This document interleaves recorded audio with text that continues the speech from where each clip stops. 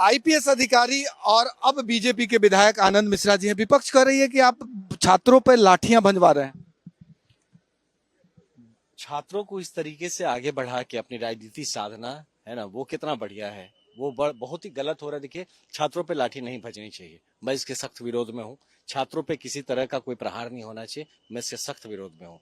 लेकिन जो इस तरीके से छात्रों को ढाल बना के जो पीछे खड़े राजनीति करने का प्रयास है, इसके भी विरोध में हूँ। आईपीएस अधिकारी रहे हैं सर, उस भीड़ में लगा आपको कि असामाजिक तत्वों की भी एंट्री हो गई थी?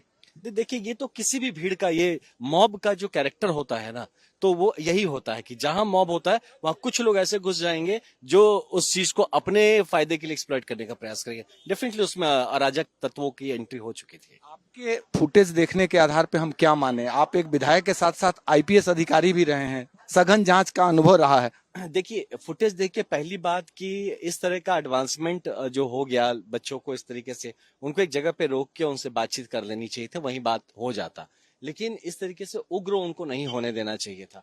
दूसरा, अब जब कोई चढ़ है आपके, मान लीजिए विधानसभा पे या कहीं घेराव हो जाता है, तो अगर मान लीजिए वहां से हटा दीजिए सब पुलिस, तो फिर वो क्या करेंगे आप ये बताइए। आप खुद सोचिए, मैं 1 मिनट के मान लीजिए कि सारा पुलिस हटा दीजिए, सारी व्यवस्था हटा दीजिए, अब वो भीड़ क्या प्रयास करेगी? आपने देखा है ऐसे सीन्स बाकी राज्यों में, देशों में, जहां अंदर जाके पूरा तोड़ फाड़, तो क्या हम उसको अलाउ कर दिया जाए? इसीलिए ये प्रिवेंटिव स्टेप माना जाए। लेकिन मैं बार बार कहता हूं, बच्चों के ऊपर किसी तरह का हताहत हो, किसी तरह का आघात हो, ये कतई किसी को भी इसका सपोर्ट कोई नहीं करेगा। पक्ष का सह भी मिला हुआ था क्या उग्र आंदोलन में? देखिए, ये तो है, कुछ तो है, कोई तो है। जो बच्चे इनोसेंट होते हैं, वो अपने मुद्दे, उनके मुद्दे गलत नहीं, उनके मुद्दों तो वो रखना चाहते हैं, कैसे रखा जाए वहीं पे राजनीति करते रहे। आईपीएस और बीजेपी विधायक आनंद मिश्रा का साफ साफ कहना है कि बच्चे इनोसेंट होते हैं, उनका आंदोलन जायज है, लेकिन असामाजिक तत्व और विपक्ष के सह की वजह से मामला डाइवर्ट हुआ और आखिरकार पुलिस को कड़ी कार्रवाई करनी पड़ी।